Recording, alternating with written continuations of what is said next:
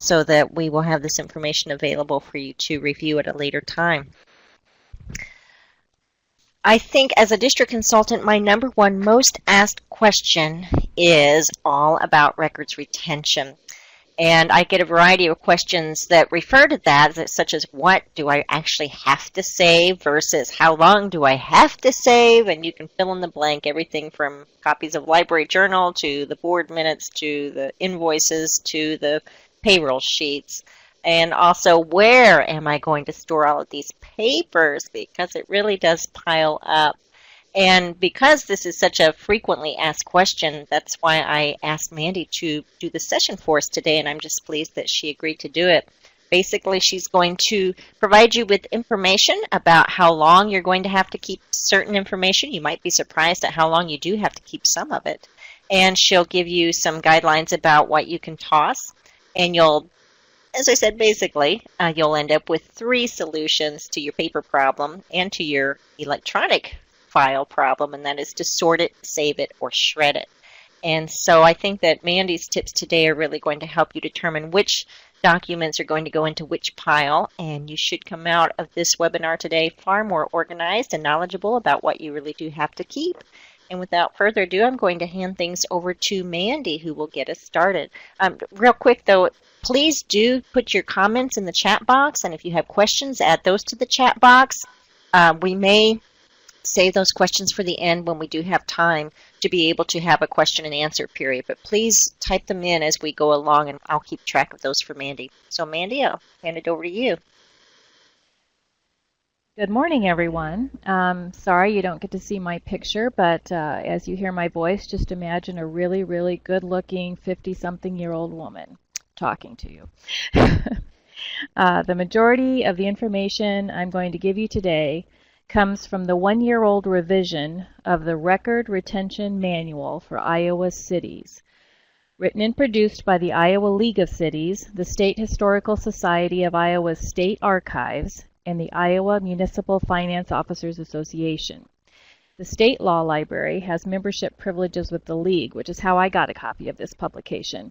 But each city government in Iowa also has access to it as members of the League. So if you want to see or print out a copy of the whole thing, ask your city clerk how to go about doing that. Meanwhile, I can make copies from it in response to specific questions from you. My other sources of information include the 2013 Code of Iowa and the current and authoritative treatise entitled A Guide to Employment Laws, Regulations, and Practices by Maynard Souter, published by LexisNexis in 2013. Iowa Code Chapter 22 is entitled Examination of Public Records and contains our open records laws.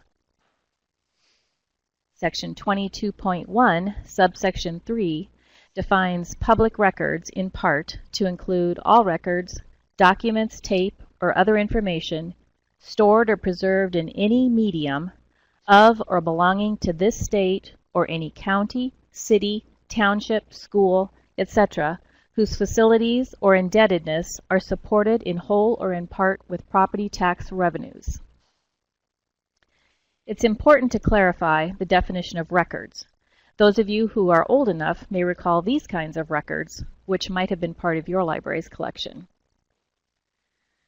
By legal definition, records are information documented in performance of the official business of an organization. Record content, not record form, determines whether or not information constitutes a record. Any information documenting official business, whether recorded on paper or electronically, documented photographically, recorded in video or audio format, or documented using any other medium, constitutes a record. Records are created and maintained to facilitate memory. City officials can't reasonably be expected to remember every fact relative to a government's business. Records, once created or received, must be maintained in unaltered condition in order to be reliably authoritative during subsequent government business. Municipal governments conduct a large amount of public business. Inactive records or transactions already completed can overwhelm available storage space and hamper retrieval of both active and inactive records. Disorganized records can prove both legally and financially burdensome since, by law, records must be produced when requested. Some inactive records remain permanently valuable to the government due to their content, but most records can be expunged once routine audit, legal, and administrative uses have been completed. A record series is a body of records maintained in performance of an official function and generally filed together due to the relationship of the records. A record series is ongoing in that records are added to the file as long as the official function documented in the record series continues to be performed. Invoices and board meeting minutes would constitute two distinct record series. A record series retention and disposition schedule is a formal statement of the period of time records must be retained in order to fulfill routine fiscal, legal, and administrative and historical needs for those records. Such schedules are developed through analysis of those needs to determine records' appropriate retention and final disposition. Record series retention and disposition schedules are developed by governments to ensure that records are kept for as long as they're needed and routinely destroyed when no longer needed. The schedules legally account for the disposition of records. The length of time for which a series is routinely needed for audit, legal, administrative, and historical purposes determines how long records must be retained. In all cases, the longest of the respective periods of need for each record series is used. Where a non-routine need for an extended retention of a specific record series is determined before its scheduled destruction. For example, when current or anticipated litigation requires the use of those records, of course the records in question must be held past their scheduled destruction date. But once non-routine need is passed, scheduled records can be legally destroyed. The retention schedule for a record series should correspond to the time frame in which those records actually accrue, whether that's by fiscal year or calendar year. For example, financial information typically accrues by fiscal year, so the retention schedule would apply to fiscal years of records. Each fiscal year's records would be kept together until the entire year is scheduled to be destroyed, rather than destroying records by the day, week, or month. Most cities formally adopt a records retention and disposition schedule to serve as a legal basis for records disposition. Adherence to the schedule allows records to be destroyed routinely, consistently, and especially legally. Your city probably has a records retention and disposition schedule. As a city agency, the public library should apply the schedule to its own records. However, every agency creates unique records that may or may not fit into a citywide schedule. So today we're going to learn how to create your own schedule for items not addressed in your city's records retention schedule.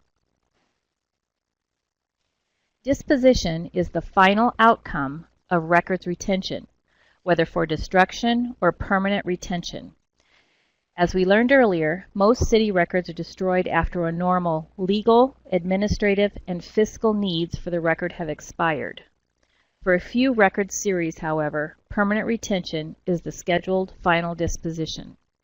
Some records have long-term value, but when a record series also documents the development of library policy or the history of the library itself, the record should be scheduled for permanent retention, which is a commitment to preserve the record without end. For all you pack rats out there, remember that only a small portion of all record series have such historical value. Records to be preserved as archives should be protected from extremes of temperature and humidity, light, rough handling, animals, vermin, and other conditions that may accelerate their deterioration. Record series retention and disposition schedules apply to all forms of the record. Whether paper or electronic, all records are destroyed or preserved in accordance with the schedule. A record's content and documentary purpose, rather than the physical form in which the record is maintained, defines the record series. Okay, we're getting close to revealing the 5 steps of record management. Are you paying attention? First, the foundation. Records management can be defined as the systematic control of records from the time of their creation or receipt through their organization and maintenance to their ultimate disposition. Mary Ann thinks of this as the life cycle of a record. Managing records means keeping only those records that are necessary and keeping them in a way that permits quick and easy access to the important information they contain. As cities continue to see increased documentation and reporting, managing records before they inundate the office is becoming increasingly difficult. Finding enough storage space for these records is one problem. Being able to efficiently locate a specific record when needed is another. The application of records management techniques can help solve these problems. The major purposes of an efficient records management program are reducing the bulk of records stored by disposing of records that are no longer valuable, preserving the valuable records, and making records readily accessible to those who need them. The rewards for such a program are reduced costs for space, equipment, and personnel, and an orderly flow of information.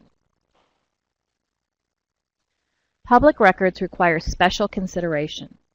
First, they're public property owned by the citizens, and in most cases, they're open to public scrutiny. Second, some public records protect the rights of the library and its patrons, and for this, they deserve special care. Third, public records often have historical value because they document the development of the community. Therefore, ensuring public access, protecting legal rights, and preserving historical information are important goals of a records management program.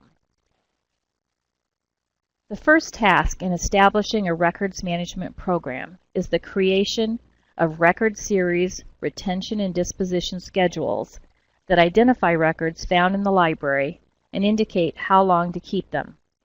The creation of these schedules requires 3 steps: inventory, appraisal, and scheduling. Making the schedules part of an ongoing program requires 2 more steps: organization and implementation. Okay, we're getting close to revealing the 5 steps of records management. Are you paying attention? Step 1, conduct an inventory. To begin, a library must find out what records it has stored, not only in active office space, but also in the basement, the vault, on computers, mobile devices, servers, or any other place where inactive records have been stashed over the years. Libraries have some really good hiding places, don't they? During the search, information about the records should be written down. Specially prepared inventory worksheets can simplify this process. Your city may have some inventory worksheets already made up for agencies to use. Ask your city manager or your city clerk. The details recorded at this stage may vary, but the basic information should include the record's title, the time span the complete record encompasses, a physical description of the record, such as letters and legal papers, databases, maps, electronic documents, etc., the location of the record, equipment currently used to store the record, the amount of space the record occupies, and the frequency of staff reference to the record. Use simple, factual descriptions. It's usually most effective to categorize records according to function, subjects or activity, into what is called a record series. For example, correspondence is too general of a term to be helpful. John Smith's letter to the director regarding the special library levy is too specific. Levy correspondence successfully labels a type of record for most inventory purposes. This definitely sounds like a job for catalogers, don't you think? By the way, if more than one person is conducting the inventory, it's wise for them to meet often so that the record titles are standardized. Step 2. Appraise the records. After the inventory is complete, the inventory sheets should be sorted so the information gathered can be classified and appraised in order to establish the value of a record series in preparation for the next step, deciding how long to keep it. This step may involve research into statutory and audit requirements. In order to appraise records in an orderly manner, the following criteria are used. Administrative value. These records establish policy or document operations. Those that document policy, minutes or resolutions for example, usually have long-term value.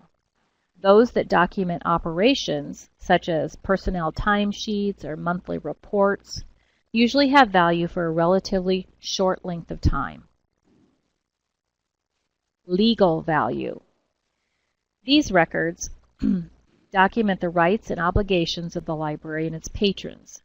Examples might be any legal decisions or opinions, documents representing legal agreements such as contracts, and records of actions in any particular disputes. Retention periods can be dictated by the legal statute of limitations or the term of the agreement, in which case the retention period would be relatively short. If the record documents long-term legal rights and obligations, however, retention is usually permanent. Iowa Code Chapter 614 is entitled Limitations of Actions, and Section 614.1 lists the general periods of limitation. For instance, lawsuits regarding written contracts must be brought within 10 years of the cause of action, and lawsuits regarding wages must be filed within 2 years. However, I strongly recommend checking with your city attorney if certain legal records don't fit the city's retention schedule, because there are so many caveats to statutes of limitation that it's often difficult to determine whether or not the period has passed. Fiscal value. These records document the day-to-day financial transactions of a city, as well as long-term financial planning and policy. Records that show financial transactions generally have a relatively short-term value determined by the audit period or specific law. Records that document financial policy usually have a longer-lasting value. If an authoritative person in your city's management cannot tell you the value of a fiscal record, contact the State Auditor's Office at 515-281-6396 for advice. Historical value. These records may have a future research use, despite the fact that the original administrative, legal, or fiscal value no longer exists. They are permanently valuable to a library because they document development of policy and/or the growth of library services or the community. The historical value of a record is often the most difficult quality to determine, and in fact may change over time. Each of these values should be considered when deciding how long to keep a record. As I mentioned before, a specific record can have value in more than one category, and if it does, the retention period must satisfy the longest need. Step 3. Schedule the records. After the classification and evaluation of records in the appraisal process, a decision is made on how long to keep each record series. This information is compiled into a record series retention and disposition schedule that names a record series and states its retention period, usually in columns. More complex formats can be used if directions are to be given about location and form of retention at various stages in the record's lifespan. A more complex format can also address the problem of duplicate copies of the same record. Step 4. Organize the records. Using the information gathered in the inventory process and decisions made in the appraisal and scheduling steps, library staff can now roll up their sleeves and physically organize the library's records. At this time, files should be weeded of valueless paper, and non-current records should be removed for storage in inactive areas. Here are some suggestions. Store records of the same record series together. Do not mix personnel records with board meeting minutes or invoices in the same box. Before moving correspondence files to inactive storage, separate routine, less valuable letters from those containing information with long-term value. Consolidate information and dispose of unnecessary duplicate copies of the same record. Store records with the same retention period together. Destroy valueless records based on the retention and disposition schedules. Label the remaining records in a clear, consistent manner. Do not use a term such as financial records because it's too general. Use specific terms such as invoices or daily cash receipts. Be consistent with labeling. Choose a term and stick with it. Claims, bills, and vouchers may all be the same thing, but using different terms can cause confusion. Prepare a list or index identifying what and where records are stored, and make this information available to all staff. Clean the storage area and make the records easily accessible. Step 5. Implement the program. Once the organizational phase of the program is completed, you might be tempted to consider the job done. Certain steps in the process, however, need to be repeated regularly in the future to qualify these records management efforts as a program rather than a mere house cleaning. The inventory process won't have to be repeated if systematic labeling and indexing take place.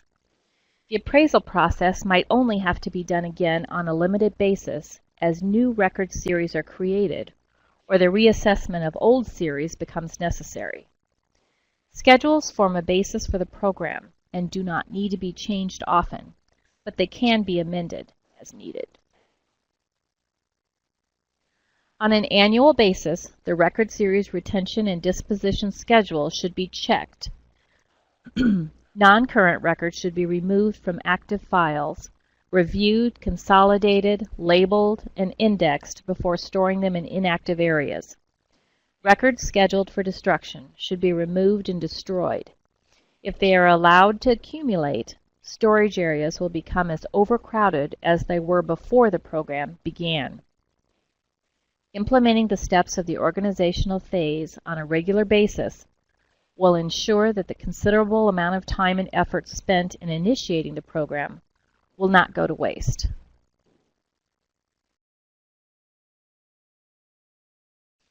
And now a few words about managing electronic records. An electronic record is information recorded by a computer or other electronic device that is produced or received in the initiation, conduct, or completion of a library or individual activity. Examples of electronic records include email and text messages, word-processed documents, electronic spreadsheets, digital images, and databases. Many electronic records are maintained as part of an electronic record-keeping system. Electronic records are public records if they are created or received as part of performing official duties, and they fall under Iowa Code Chapter 22, our open records laws. These electronic records are the property of the city, and employees should have no expectation of privacy when using the city's computers and other electronic devices. Such electronic records might be released in accordance with Chapter 22 or during the discovery process in anticipation of a lawsuit. Computers and electronic devices provided to employees for conducting public business can be accessed by employees' supervisors or their city's attorneys under these circumstances. Even electronic records created using home computers that are related to public business might also be released according to Chapter 22. Government employees are responsible for organizing their electronic records so they can be located and used. Mary Ann suggests reminding all of you that you are city employees. Employees are also responsible for using an approved record series retention and disposition schedule to identify how long electronic records must be kept and when or if they can be deleted. Remember that electronic records cannot be destroyed if they have been requested under Chapter 22 or if they are part of ongoing litigation, even if their retention period has expired. Many electronic records need to be kept longer than the original technology that was used to create them. New technology is not always compatible with older technology, but cities are responsible for ensuring that older electronic records remain accessible as technology is upgraded or changed. Each time technology upgrades and changes occur, cities should be aware of the existence and location of older electronic records so they can be migrated to the new technology. Individual employees are responsible for deleting electronic records in accordance with the appropriate record series retention and disposition schedule. Deleted electronic records, however, may be stored on backup systems for several days, weeks, or months after they are deleted. Cities need written procedures for ensuring that deleted electronic records are rendered unrecoverable on a regular basis. In the Iowa League of Cities Record Retention Manual, Schedule 8 is for library records. It says that circulation records should be kept for 5 years. Contracts for service with other entities should be kept for 10 years after their expiration. Board minutes should be kept permanently. Monthly reports to the City Council should be kept for 5 years. Annual reports to the City Council should be kept permanently, and reports to the State Library should be kept permanently. Other general city retention schedules that are not library specific say that the maintenance history of equipment should be kept for the life of the equipment. Newsletters, pamphlets, brochures, and newspaper clippings should be kept permanently. Purchase orders should be kept 10 years after the order date or for the life of the purchase. Receipts should be kept for 5 years. Accounts payable and accounts receivable should be kept for 5 years. General ledgers should be kept permanently. Checking account statements and canceled checks should be kept for 5 years. Warrant registers should be kept for 10 years. And annual financial reports should be kept permanently. Payroll journals, job applications and resumes, evaluations, disciplinary actions, demotions, promotions, awards, continuing education records, and resignations should be kept for 60 years. Job descriptions should be kept permanently. Applications of those not hired should be kept for 5 years. Personnel policies, pay plans, etc. should be kept permanently. And rosters of previous board members should be kept permanently.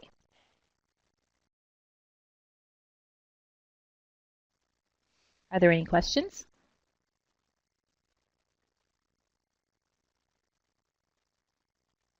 So far, the only question that has come up is, can we get this information? And I have said that, yes, we have recorded today's session, and we'll also make the slides available on our Iowa Library Services website. So you will have this information. Brandy has referred to your past couple of slides there, Mandy, as a good cheat sheet, and I agree with that.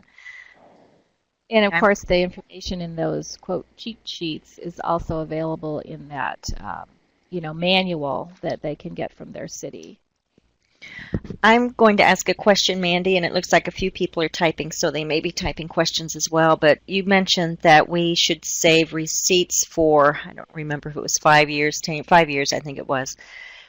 Does that include things such as book orders, which we get a lot of receipts on those? So how long does someone have to save that? Yes, 5 years unless the book, 5 years or the time that you keep the book, whichever is longer.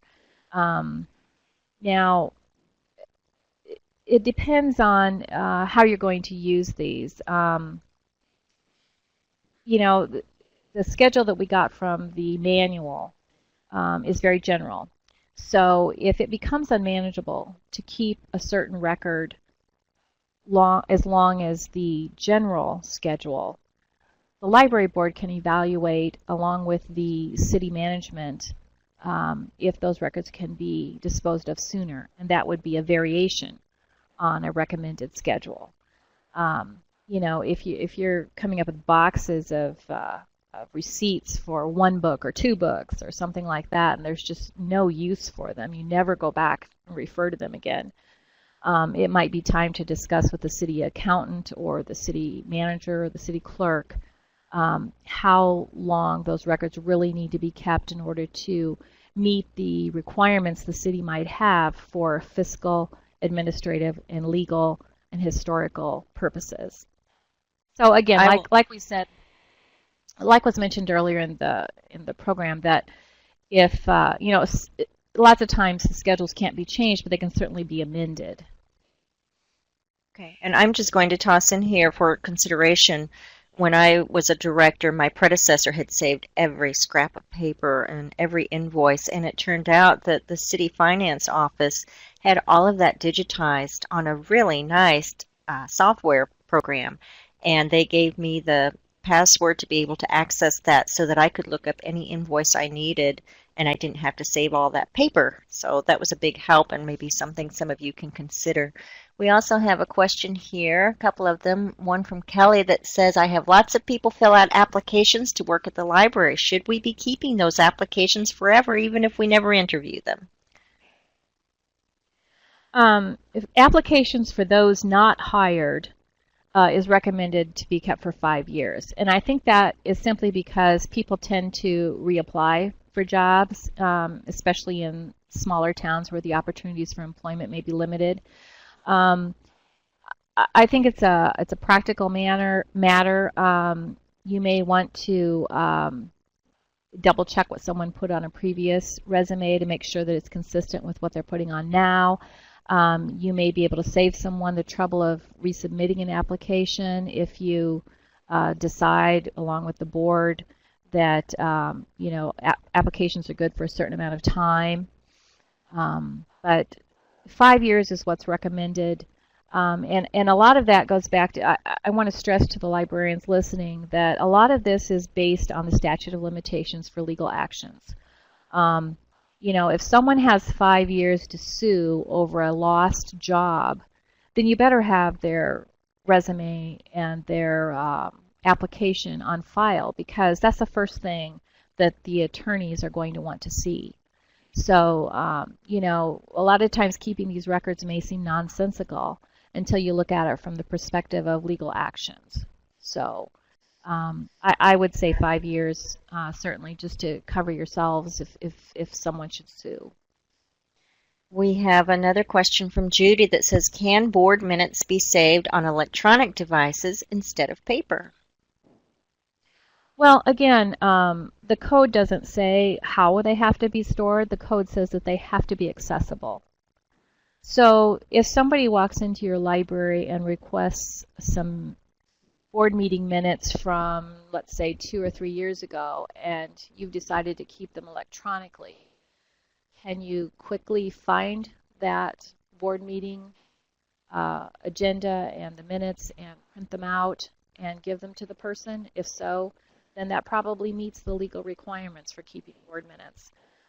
If that's not going to be something quick and easy, then you know, it behooves you to find a quick and easy way to access the records. So that's completely I'm up also to you. thinking of the one slide you had, Mandy, where you talked about the importance of making sure the format is updated, because old floppy disks, you really can't read them anymore. So if you are saving things electronically and the times change, you need to make sure that all of those records are transferred over to newer technology that can still read those documents. We have another question from Sandy. We have a daily tally sheet for copies, faxes, etc. The beginning of the next day, the money totals are put into Quicken. Do we need to keep those paper daily sheets? Well, this would be an occasion for you to go through the steps that we talked about to decide if they have fiscal value.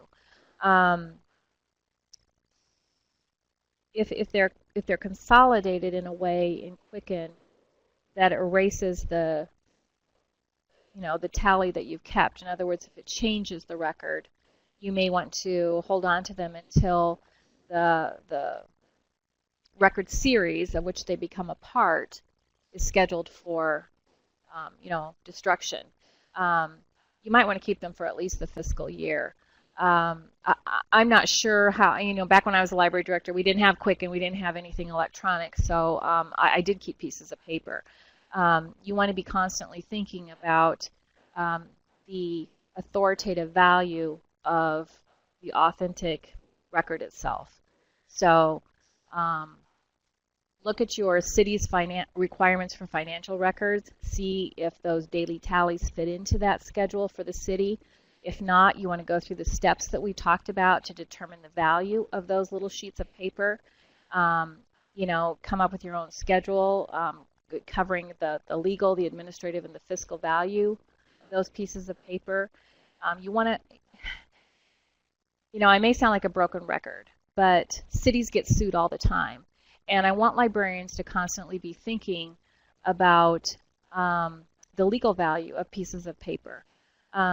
Because if the city gets sued and they come to you for a piece of paper and you've thrown it away, it doesn't mean that the city loses the lawsuit, but everything becomes much, much, much more difficult. Now, it's hard for me to imagine that a little piece of paper that tallies, money is taken in for a day will be the focal point of a lawsuit at some point. But the point of these schedules is to think through that ahead of time and have some long-term insight into all these records that are kept as a city agency, and then determine, looking at all the factors of how that sheet of paper may be important someday before you decide when to destroy it. I hope that's not too convoluted of an answer, but just think about everything we talked about today and look at that piece of paper and decide where it fits. A question from Nicole. If I scan everything and save it on a hard drive, can I get rid of the hard copies? And I think it is those hard copies, all of that paper, that really proves so cumbersome to a lot of our libraries, especially the small ones that just don't have the storage space anymore. There's actually a section of the code, and I don't have it off the top of my head right now, but it does say that for legal purposes, electronic copies can be as good as hard copies as long as it's proven that they could not be altered electronically. Now, again, I would check with your city to see what their policies are, because if the library gets sued, it's not the library that gets sued, it's not the library staff, it's not the library board, it's the city that gets sued. So it's important to follow your city's leads on all this stuff so that you don't get in trouble if something should happen. If the record can be quickly accessed and reproduced from electronic records, then it's probably fine. If it can't be altered, if it can be accessed quickly, and if it can be reproduced quickly, then you probably meet all the statutory requirements for storing a record electronically. But if any one of those things becomes difficult or impossible, you might want to think about an alternate system.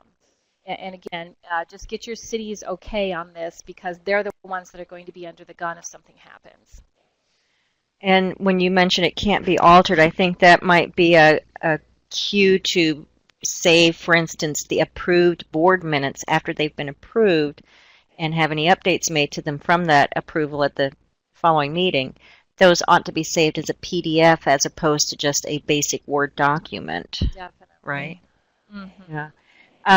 Krista asks, what if the hard drive crashes and info is lost? But I imagine that's a comparable question to what if the building burns and all of the hard copies are burned and lost To that have a way. backup system, yeah, you have to have a Right. backup, and that's easily done. And I'm not sure what cities require anymore, but sometimes cities require duplicate copies be kept in alternate locations or even at the city hall, especially very valuable records that could be part of an audit or a lawsuit. So check with your city. And there again on the hard drive, just make sure that you're updating technology. If something changes drastically and the former hard drive you were using is starting to become obsolete, you'll definitely want to transfer those records onto the newer technology. Somebody says it has recently come to my attention that the approved board minutes need to be signed, and asking, is that true? That's not That's addressed in always law. That would be a city requirement. So, I mean, anything that's signed is going to be more valuable legally than something that's not signed. But again, I think if the board meeting minutes say that the previous board minutes were approved, I don't know, Marianne, what do you think? Is that as good as a signature to you? every organization I've been a part of, larger organizations, they have always had someone on the executive board of that organization sign the minutes, Okay. I think, just to make them official. Whether or not that's a formal requirement, and I'd have to dig through Robert's rules to see if that's what they suggest, but it can't hurt to do it. That's true. That's true. It can't hurt. Michelle is asking, is the cloud a viable storage solution? Well, I don't know if you had to take this online course or not, Marianne, but all state employees this summer had to take an online course on Yeah. securing, it was called Securing the Human. Right. And uh, it was stated in there that the cloud is absolutely not secure and do not put any state business on the cloud. So again, check with your city about what they think about that. And just to clarify, the cloud would include things such as Dropbox and Google Documents, similar programs like that. Right. Judy asks or Judy just stated that when her city goes through an audit, they always want the minutes signed. So yeah, that's a good thing to check with your city as well, what their requirements might be. But as I said, it certainly can't hurt to have your minutes signed, and I've just always thought it's a good practice, and a lot of organizations I've been involved with at local, regional, state levels have asked that they be signed too. Right, it's a prudent thing to do. Like you said, you'll never get in trouble for signing them. You'll get in trouble for not signing them. Looks like we have a few more people typing here. I think I caught all of the questions previously, and if I didn't, please bring it to my attention.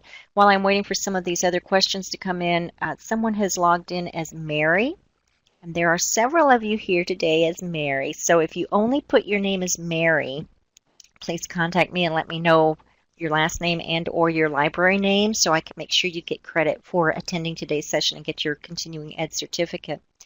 Jill has asked, if anything or if everything is public record, why can't you save it on the cloud? Because it can be altered.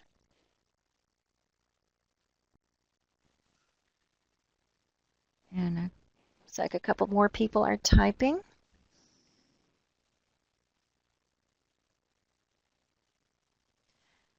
While we're waiting for those questions to come in, I mentioned at the beginning of the presentation that this is, I think, the most frequently asked question I receive as a district consultant.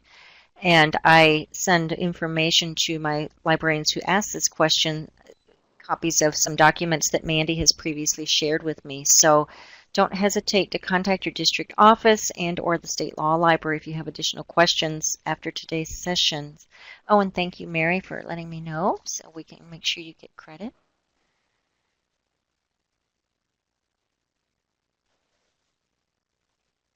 A few more people are typing. Mandy, I have a question for you. Just how long have you been at the state law library? It's been 13 and a half years at this point, and before that I was the director of the research library for the Iowa Department of Commerce, which had 500 employees, all of them professional employees such as attorneys and accountants, and, auditors, and agents of all types. So I did a lot of legal research over there, and I was there for 11 years. And before that I was a public librarian right out of library school. I think I speak for all of us when we say we appreciate your services to Iowa libraries, that it's so valuable to be able to contact you and get information about legal aspects. Another question here. What is the best way to get rid of records? Shred or burn? I think we could burn up our shredder if we tried to shred all the stuff in the back room. Well, shredding is always best, always. Most cities now have shredding services, is my understanding, where they might have a big industrial-sized shredder, or they may hire a shredding company to come once every 3 to 6 months and do all of the city's shredding. So it's important to contact your city and city administration and ask what kind of provisions they might have for large quantities of shredding. But anything else, if you just throw something away, it can blow out of the garbage truck, and you have a lawsuit on your hands because somebody's personal information got into the hands. And if you're in an extremely small town and shredding may not be an option for such a small area, or you don't have enough to warrant hiring a professional shredder, that might be something to consider collaborating with the other libraries in your county. Sure, And having a shred day. Yeah. And I'll put in another little plug here. In April, there's always an annual event known as Money Smart Week. And in some areas, some of the banks, they sponsor shred days. And they will actually, some of them are actually looking for places where they can host those shred days, not just at the bank. And so sometimes libraries partner up with them. So that's something to maybe talk with your local bank about as part of the Money Smart Week in April. Okay, we have time for a few more questions here. And I'm going to go ahead to the next slide. This is our contact information that you can contact either one of us for additional information. And we do have a continuing ed certificate for today. I will be sending out an email to all of you who attended. So watch for that email coming from me, and it will have the evaluation as well as the certificate that you can print and save in your records. Another piece of paper to save, and you can save that for your certification purposes. Connie's just saying that she's in a very small town, but their city clerk office has a shredder. So check with your city. They may have a really nice shredder that you can use. I'm not seeing other questions coming in, and people aren't typing. So. Marianne, there is a question, why can't I be photographed? I suppose I can. Do you want me to quickly address that? Sure. Okay. Here at the Law Library, we deal with a lot of people who are angry with government. And including, we have 9,000 inmates in Iowa that the Attorney General has stated we are responsible for providing, to whom we are responsible for providing legal information. A lot of times people are not happy with what we tell them, the information that we give them, because it further frustrates their anti-government feelings. And we, especially me, because I'm the head reference librarian, I've had some death threats. And we've had people come through the security at the Capitol intending to harm me in some way because of some research that I've done. And so the state troopers have told me to keep my name and face off of the internet or off of public resources where someone can associate my name with my face, and then wait for me outside the Capitol when I get off work, that type of thing. It's kind of silly, but I'm just following advice from the professionals there. Since we did record today's session, we definitely want to keep Mandy safe because we need her. So that's why we have the picture of the beautiful law library, which, by the way, if you've never been there, I encourage you to make a trip to downtown Des Moines to see that if you have the opportunity. It's absolutely gorgeous. Yes, it is. Julie's asking, how can we print the slides? Julie, we'll make the slides available on the Iowa Library Services website under the archived presentations, and those will probably be available in a week or so. We have to get the recording, check it, make sure it's okay, and get everything posted. So those will be posted, as I said, probably in a week or so, and you can access them then. All right, well, watch for the email to come from me. Thank you so much, Mandy, for being here. And I should also thank Alicia Pike. She was in the background as our producer today. And I appreciate your attendance and hope that you learned a lot. I know that I did. And As always, appreciate Mandy and her expertise and the legal information that she provides. So we'll end the session today, and you can just leave the room by clicking the red X in the upper right-hand side of your screen. Bye, everybody. Have a good day.